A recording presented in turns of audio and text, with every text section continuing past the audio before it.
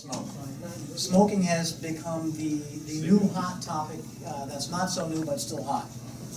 It's a growing sense. In the city there's a movement to ban smoking inside in all condos and co-ops, and some of them have actually done it. There's also a movement out here in Suffolk on the island to limit. But cigarette smoke is can be an offensive odor if you have a heavy smoker living next to you. It just seems to permeate right through the walls. It comes through the vents. And I've seen units that were next door or adjacent to a smoker that were actually yellow from the person next door smoking. This is an area where it's a little bit tougher because you don't really want to go into someone's home and say you're not allowed to smoke. But you must at the same time stop that behavior from bothering other people. So there are, ideally one of the first things that we want to do, what you want to do as a board, is communication.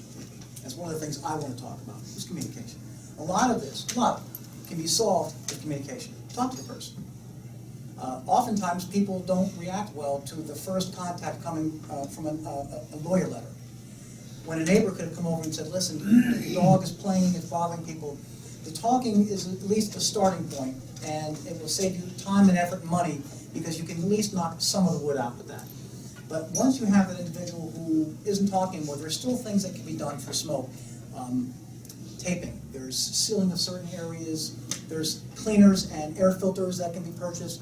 But if you're living next door and that full-time smoker is there day and night puffing away, you have the right to live in your unit comfortably too. And then we also have issues with people with emphysema and asthma, allergies, and those kinds of things who are greatly irritated by the secondhand smoke. I've had some success by having my superintendent go to the resident who's smoking and literally work with that resident and use that foam spray that you would find in Home Depot. And they would go into closets and fill cracks and go into areas and use that foam, and I've had great success with that. So if you really got a serious situation where you can't get them to go outside on the terrace and smoke or use an air filter, one of the things that you can do is ask your superintendent to, and as a manager, communicate, of course, with the resident that the super's going to come in, as long as they pull all their stuff out of their closets and whatnot. And it does have a good impact. I mean, I've had some success with that.